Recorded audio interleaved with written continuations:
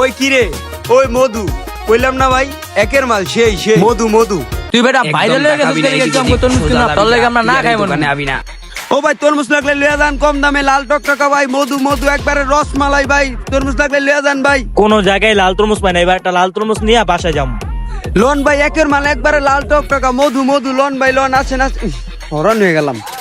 ওই ভাই এদিক ওদিক না তাকায় ডাইরেক্ট আমার দোকানে আয় পড়েন ভাই একবারে কম দামে দিমু লাল টকটকা রসমালাই মধু তরমুজ ভাই।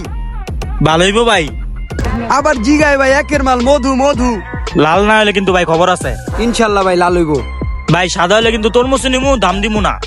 ভাই আপনি বাচ্চা লইবেন সাদা হয় না লাল হয় এটা আমার বিষয় না, আমি তো আর তরমুজের ভিতরে ঢুকি নাই। ভাই চাইলে এটা কাটেন। আচ্ছা ঠিক আছে ভাই। ও ভাই দাঁড়ান, ওই ছোট এদিকে আয়। একটু মোবাইলটাতে ভিডিও করতো। হ্যাঁ মানে কি ভাইরাল করবেন নাকি ভাই?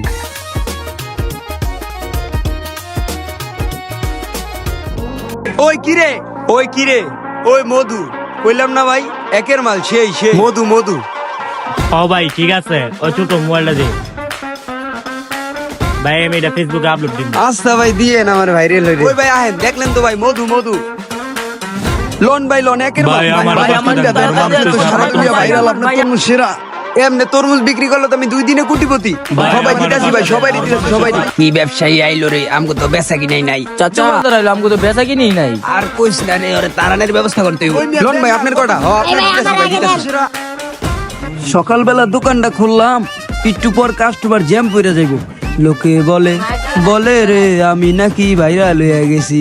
ও লোকে বলে কি দোকানদার আইলো ভাইরাল হইয়া ব্যবসা করতে আসলে আমরা ব্যবসায়ী করতে পারতাছি না। আজকে বুদ্ধি করে ওরা তারাই দিমু। ওই তরমুজ লাগলে লইয়া যান এক চাচা তরমুজ। কি একটা ফুটপাতের ব্যবসায়ী আসিল ভাইরাল হইয়া এখন তরমুজ বেচে, আমরা কত কোনো তরমুজই বেচতে পারতাছি না। চাচা এটার একটা ব্যবস্থা করেন। তুই এখনই যাইয়া ওর দোকানটা ঠেকাই দিবি। ওই বেটা তরমুজ বেচা বন্ধ কর। কে ভাই আমি কি করলাম? তুই আইসত পর আমগো পেটে লাত্তি লেগে আছে, আমরা তরমুজ বেচতে পারতাছি না। তোর আজকে মাইরা পাঠাই দিমু। সব ব্যবসায়ীরা একলাগে প্ল্যান কর। তুই ভাইরাল হয়ে গেছে দেখে আমাকে তরমুজ কিনে না।